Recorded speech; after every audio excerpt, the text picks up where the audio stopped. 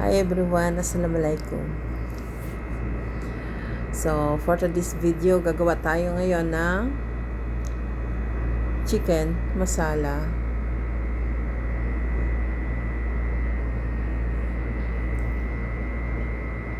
So yes, ipiprepare na natin yung ating mga kakailanganin. Yes, meron tayo ditong chicken. It's about 1 kilo. At lalagyan natin ng lemon. So yes, ito nga pala, mag-start na tayo. Naglagay ako ng 2 tablespoon ng cooking oil at grated garlic and ginger. Yan, isusuti lang natin to hanggang lumabas yung aroma. Ayan, brown na. Lagay na natin yung marinated chicken. Yes, itong marinated chicken, naglagay ako guys ng turmeric powder, chili powder, paprika, cumin powder, coriander powder, salt and pepper to taste. At yes, naglagay ako ng konting sugar, a tablespoon of sugar. Depende kung ayaw nyo maglagay, skip nyo lang yun. So, ito nga, susutilan natin, i-scissored lang natin hanggang sa maluto siya ng maayos.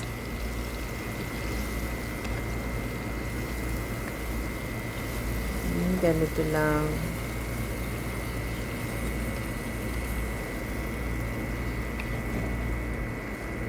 Tapos halo-haloin natin para hindi siya masunog.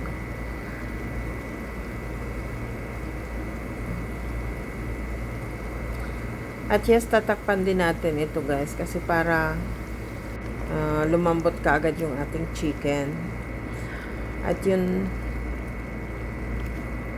kung ganitong maraming tubig yung ating chicken, kahit hindi na tayo mag-add ng water o kaya chicken broth.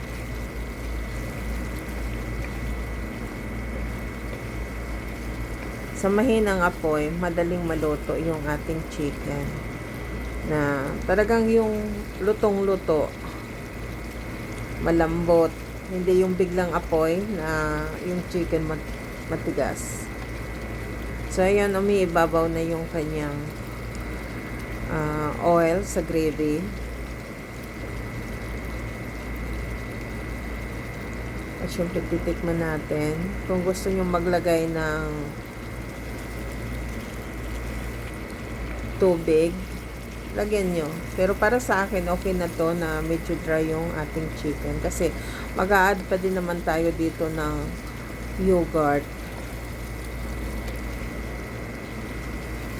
So pag ganito ay masarap na ito.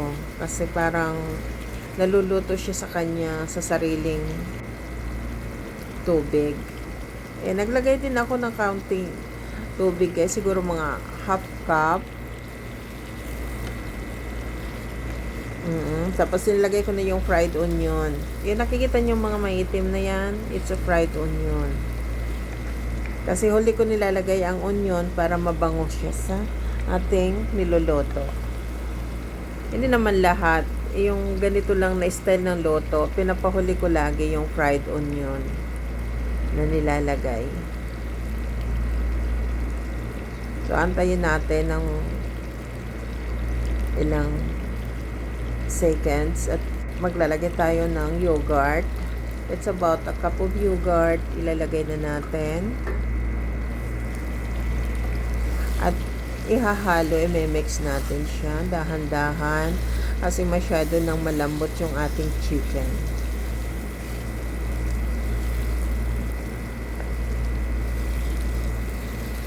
Try nyo guys, masarap ito.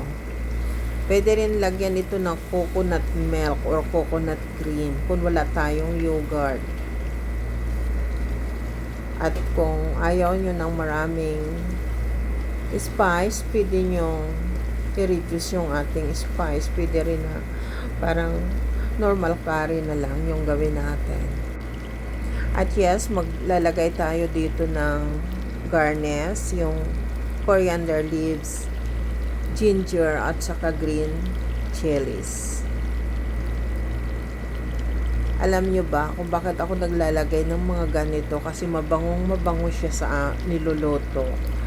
Oo, depende lang kung may tao kasing ayaw ng mga green, yung ganitong coriander. Pero yes, napaka-healthy na ito guys.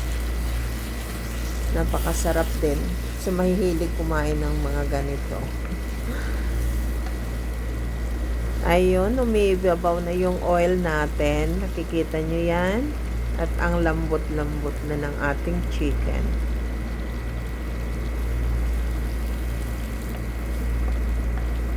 Dinadahan-dahan ko lang kasi talagang naghihiwalay na yung ano niya, laman. So yes, maglalagay tayo ng a tablespoon ng butter. Yung good butter to ha.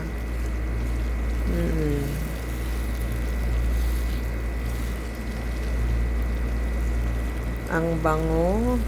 Laro, yung ano ba? Sarap sa amoy pa lang.